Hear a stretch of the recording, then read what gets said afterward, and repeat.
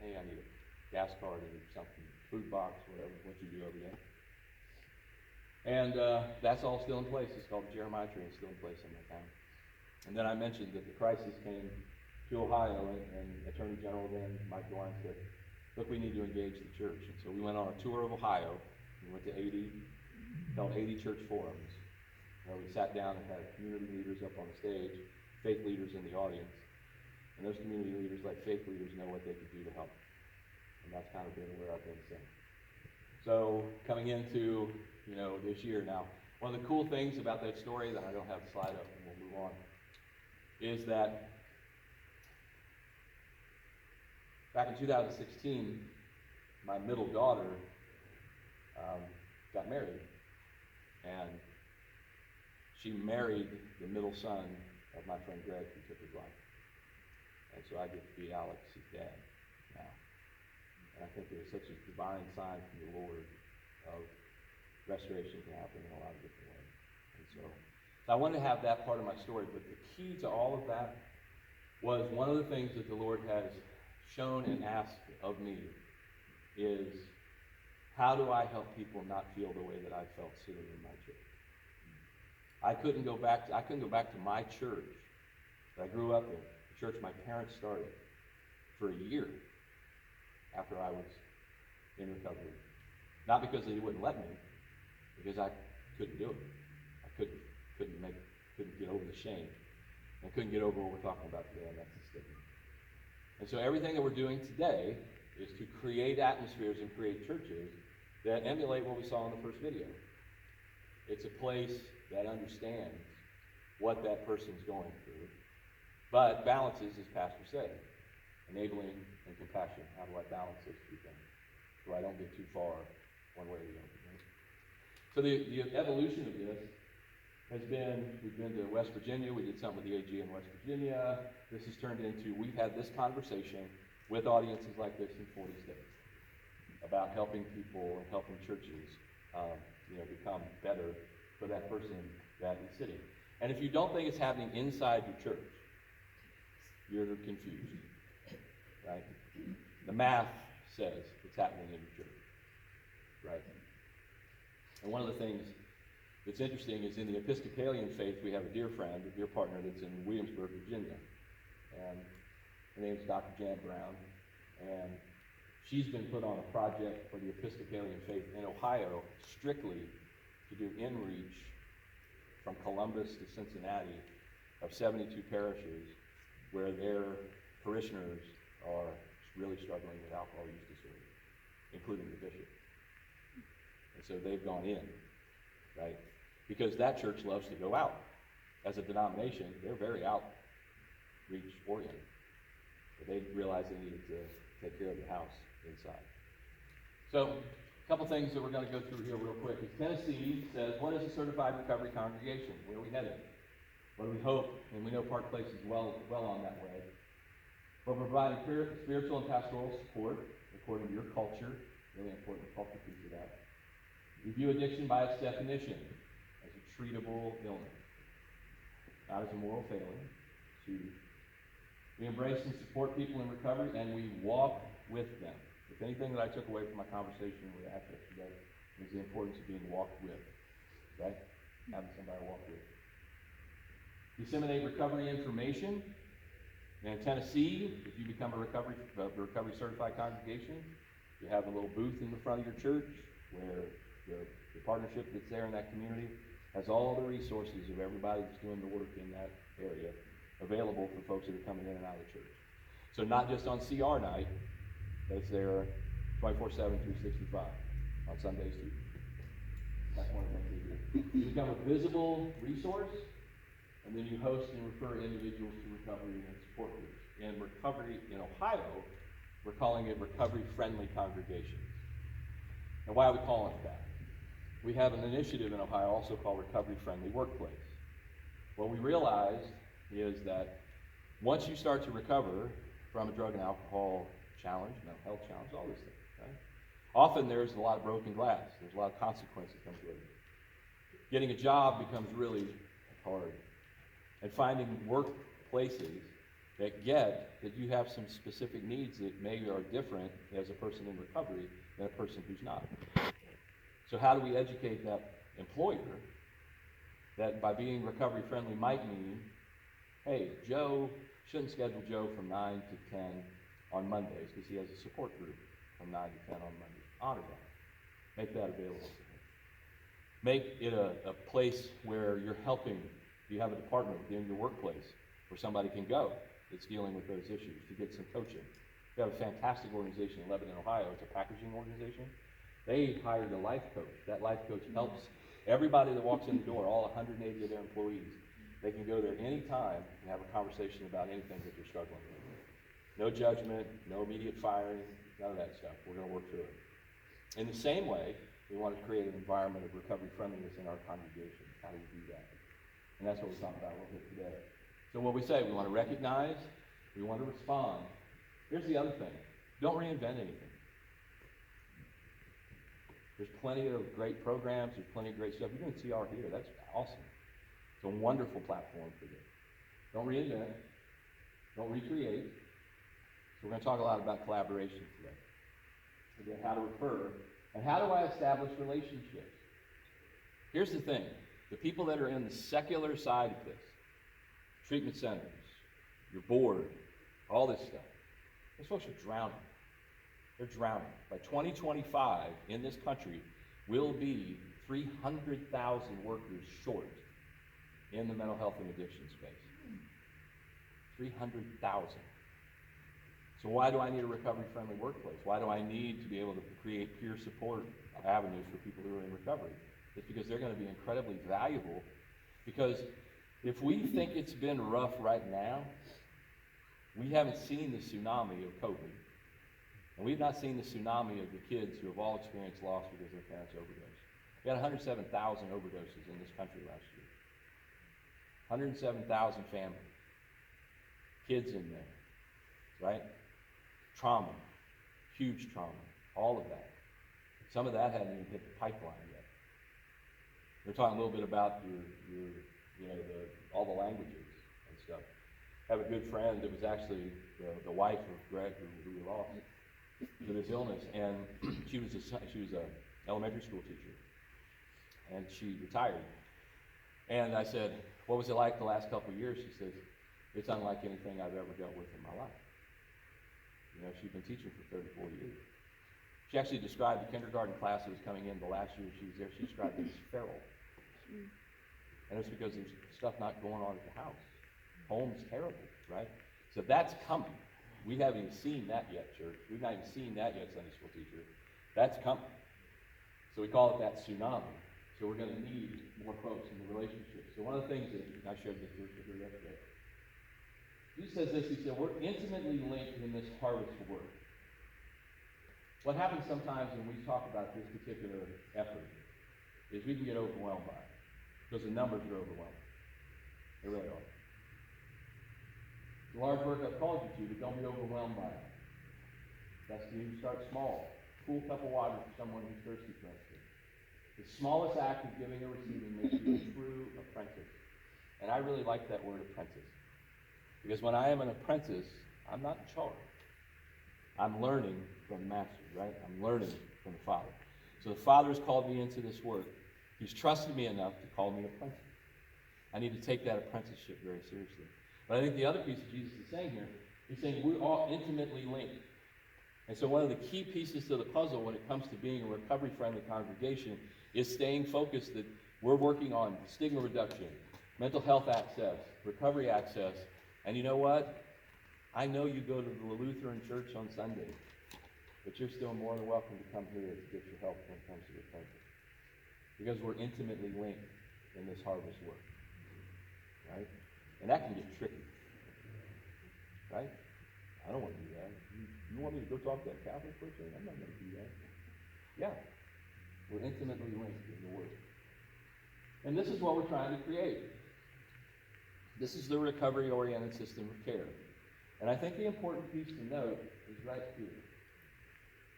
That's us. That's you today. And here's the cool part. This is a model from the substance abuse and mental health Services Association in Washington, D.C. This is the people who fund everything that comes down the pipe for mental health and addiction services. They built a model. And what do you note here? Got a family that's being impacted in the middle. But look at all the potential things that somebody might need along the way to help them to recover, to have this whole person recovery model. Right? So, you've seen it. Housing. Your gal, what? You said she was eating out of the dumpster, right? She comes out of the VA, she's still going to eat out of the dumpster. Got no place to go, right? So what do I know in my faith context to say, where is the housing that maybe potentially will be there for her when she gets out of treatment? Who are those partners? Do they exist?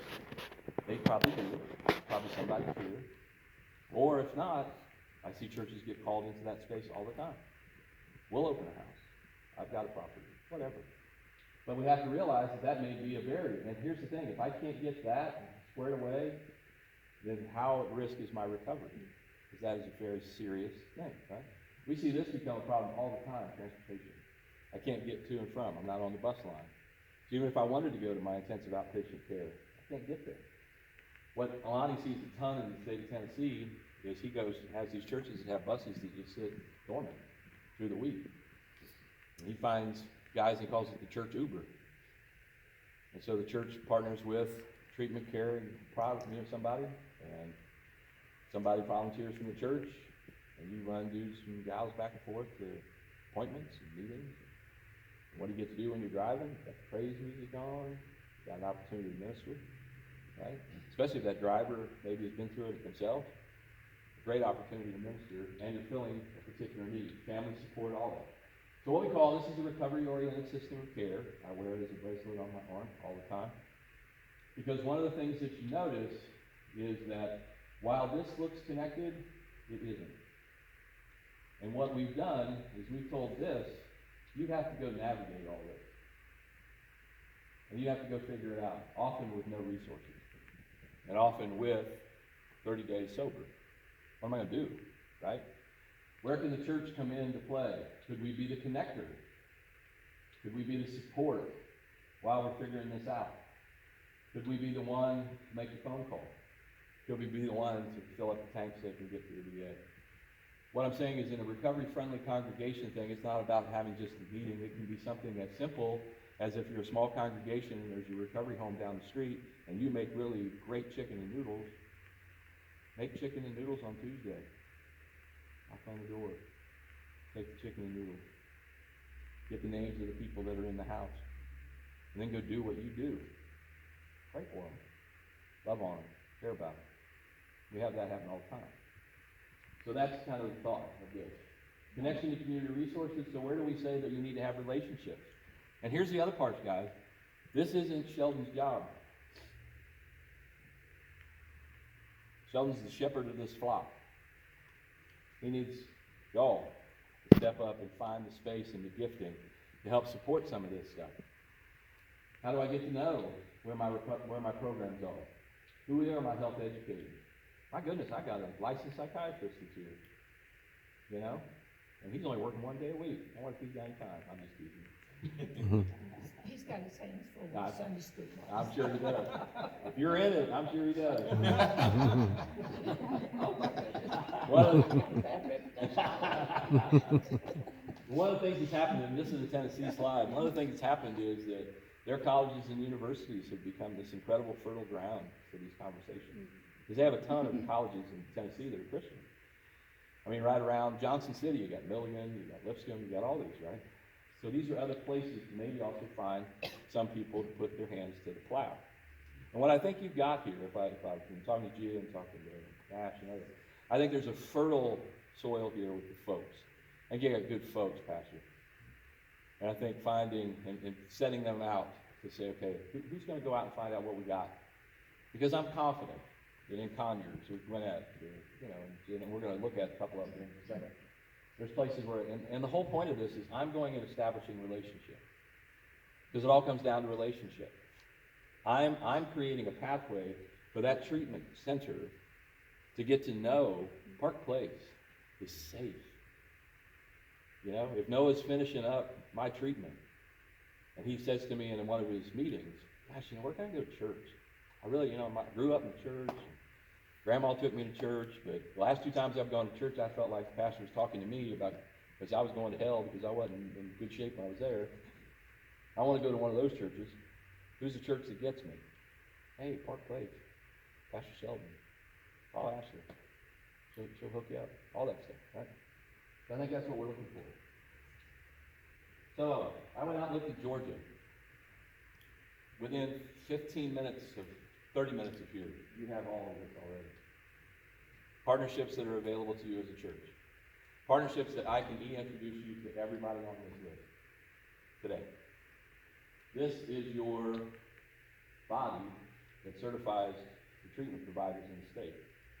I was just at a conference in Atlanta right across from Truist Park. That's where I met Jim. Where, I don't know, what was there? Maybe 35 providers in the lobby, give or take, right? That are all affiliated with that. In this, you have the #1 peer support organization in the country in Atlanta, in the Georgia Council on Substance Abuse. Neil Campbell she's a rock star. She's changing the world. She's changing the world about what an RCO is. Everybody across the country calls her to say, how do I do this? How do I become a community-based recovery center? So, and if you're friends, I have not had the pleasure of sitting down with her, talked to her on the phone, but there you go. No. You actually have a conference that happens in this state every year around faith-based recovery called AIIR. It was virtual this year. I spoke at it. Kelly Moselle, that I gave you the quote from at the beginning, he's in charge of that. So in this space, they're affiliated with this, which is your Southeastern Technical Center. You go out on their website, there are scads of training on everything from logo therapy to how to engage the church. There's some guys in this one. Campbell is his last name. One of the best speakers I've ever listened to on this stuff. Fantastic. And then this guy, his Pathways to Life, he's in North Fulton County. He's touching 16 schools right now, but he has a whole leadership track for churches on how to engage and create ministry. I did this sitting, watching the baseball game, just off the top of my head. So this is nothing to compare what you got. And the thing is here and here, right here, these are those things that's the hub, and the spokes that come off of that are incredible. So why is that important to Park Place? Why is that important to your church? It's important because these folks are willing, and we already have evidence of that if you reached out and said, hey, can you help me find out who we can connect to? Or is there funding for something? In Ohio, Ohio is weird, in that we have a single state agency that gets all the funding from the federal government. And for years, the faith-based community, no, you can't get any of that. This past go-round, because the problem is so great, her story that I mentioned to you before, we got $250,000 to do ministry. Another place called Emerge Recovery and Trade, we got $1 million from the American Rescue Plan to do ministry. No strings attached. We just need you. So these folks can help you navigate that too. Maybe there's a project, maybe there's a house, maybe there's something that you want to do. Maybe you want to create a recovery community organization, whatever. I think that's where you go to God and say, okay, God, what do you got for us? What do you want to do? Because here's what recovery is. And so here's where it gets tricky, right? So we have this definition, and we're going to take a break, and we're going to get the definition of addiction. We're going to go through a real quick training on that, because we've got a lot to get covered in the next hour and a half or 2 hours. But recovery is as complex. When I say, well, you need to get in recovery, well, what does that mean? What does that look like?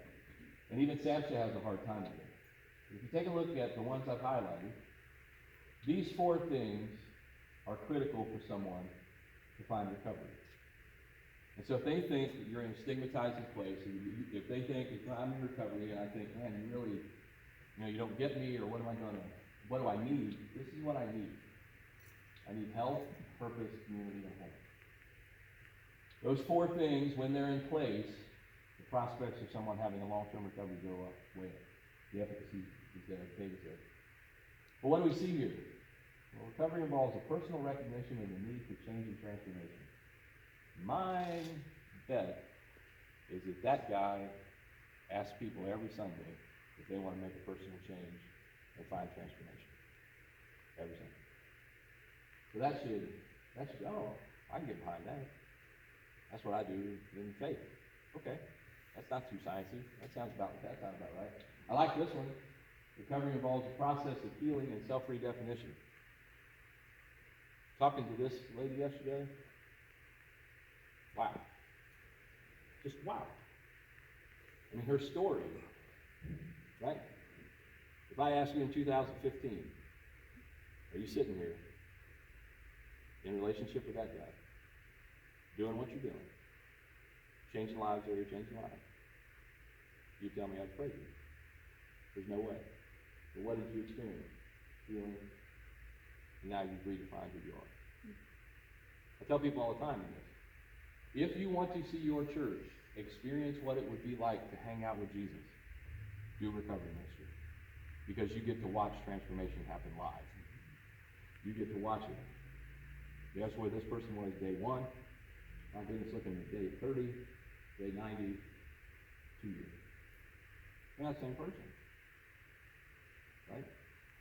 And the last thing is it's evolving, rejoining and rebuilding the life in the community. One of the things that I always say encouragingly to the church, you are a known commodity. You're a known construct.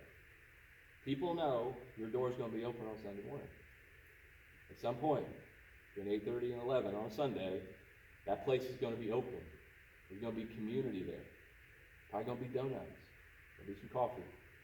There'll be a place where I can find other people. The opposite of addiction is not sobriety. The opposite of addiction is connection.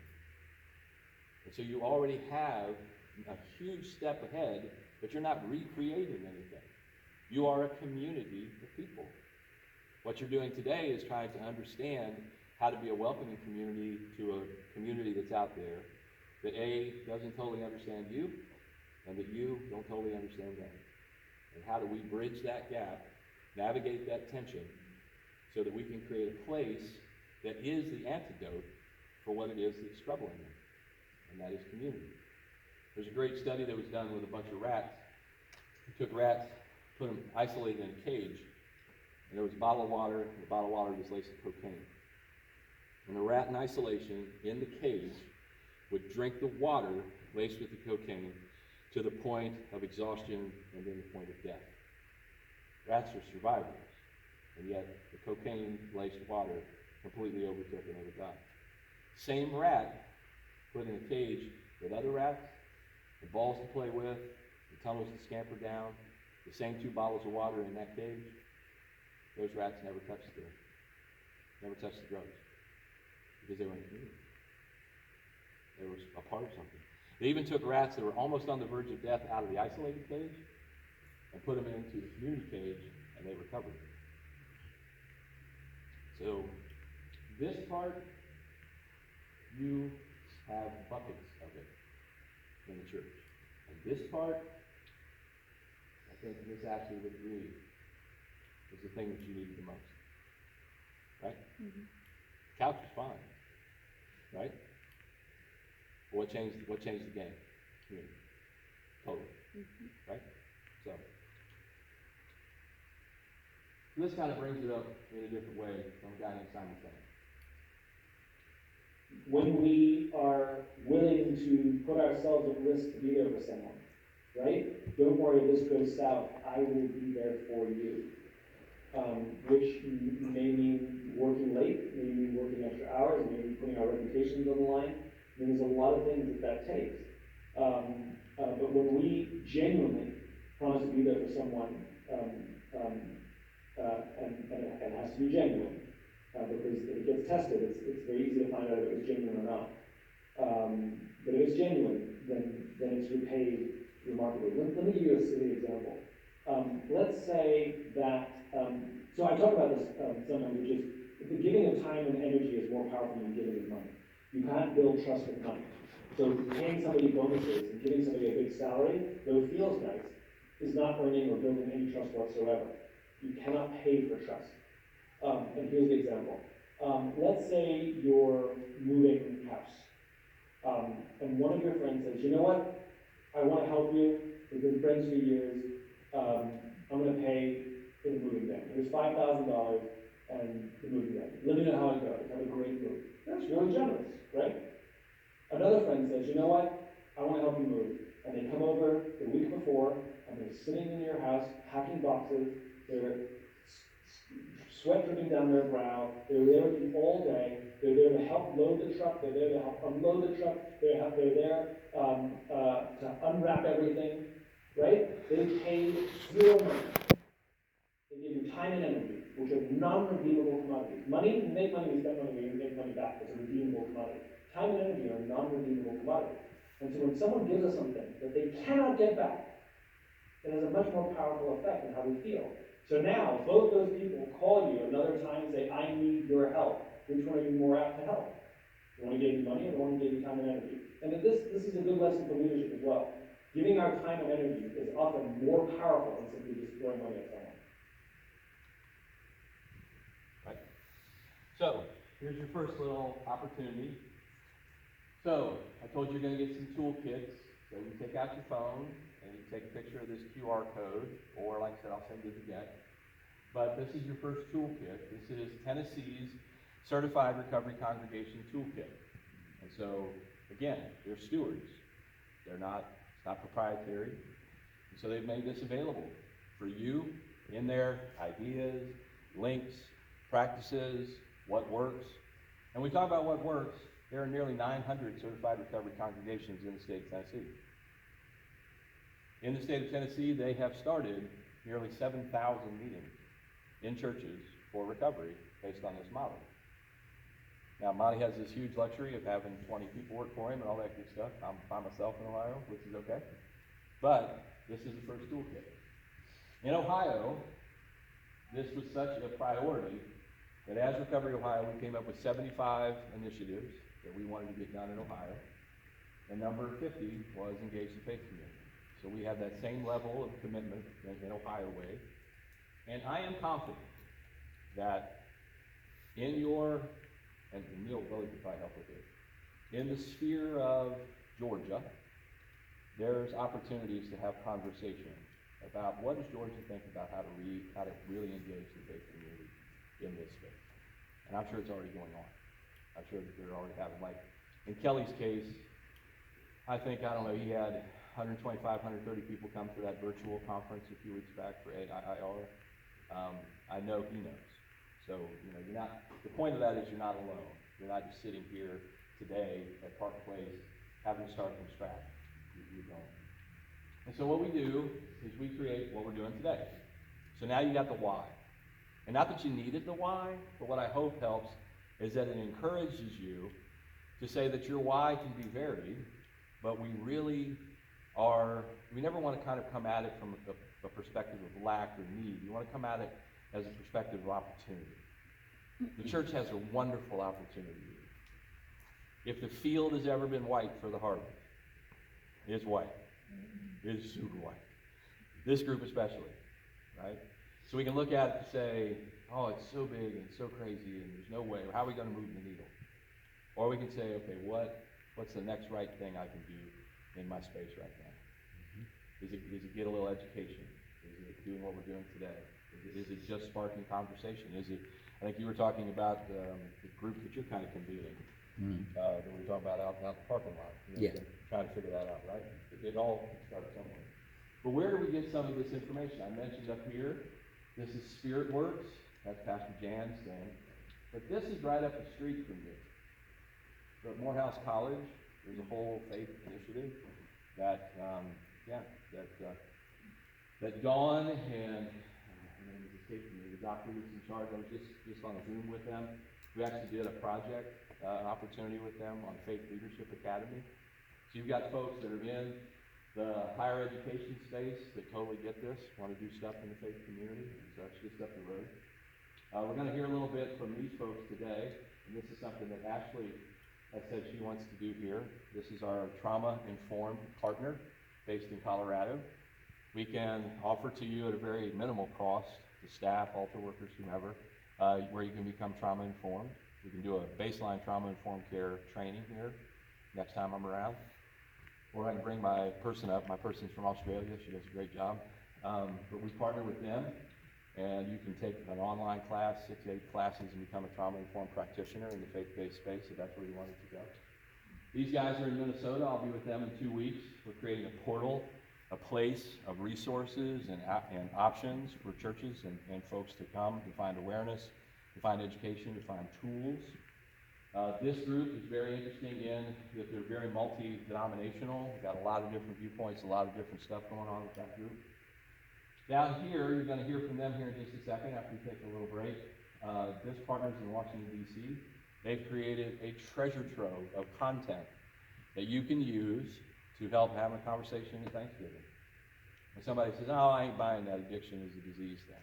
Here's a 3-minute video that'll change your life. Here's a video that says you don't have to hit rock bottom to find somebody the help that they need. And we're going to talk a little bit about that. So the point being is that the tools continue to evolve and change and grow. And here's the good news. Costs nothing.